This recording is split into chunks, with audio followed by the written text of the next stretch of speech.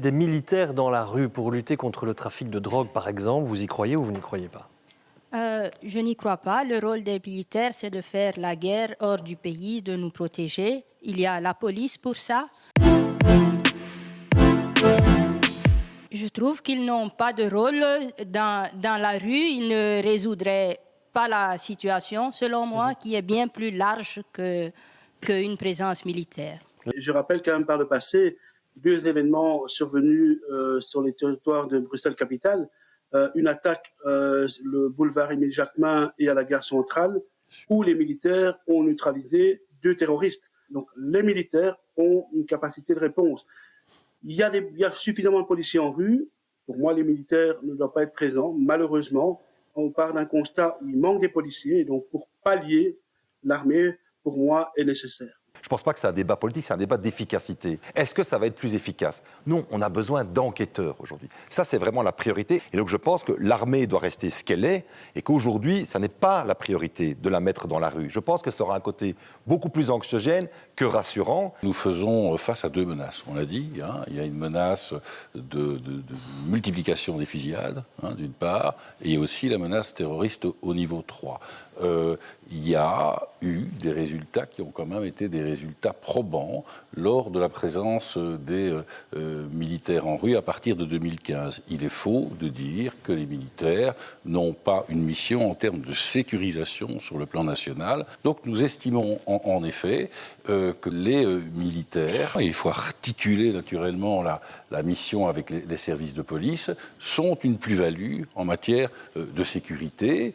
D'ailleurs, on peut tout de même noter également qu'en termes de baisse de criminalité pendant la période de présence des militaires en rue, il y avait une baisse de criminalité sur les crimes et délits de plus de 5%. Dire comme ça brutalement, tiens, les militaires vont accompagner les policiers, ça nous paraît extrêmement dangereux parce qu'effectivement, ces personnes porteurs d'armes n'ont aucune qualité judiciaire et devraient continuellement être accompagnés de policiers, ce qui fait que finalement en termes de charge de travail, pour nous, ça ne serait qu'une charge de plus. Ça pourrait laisser l'impression d'un sentiment d'impuissance en réalité des autorités politiques, de pouvoir répondre concrètement et à long terme et de manière et en profondeur à la vraie problématique. On parlait aujourd'hui finalement d'une question d'un déficit structurel dans l'investissement des fonctions régaliennes, police, justice.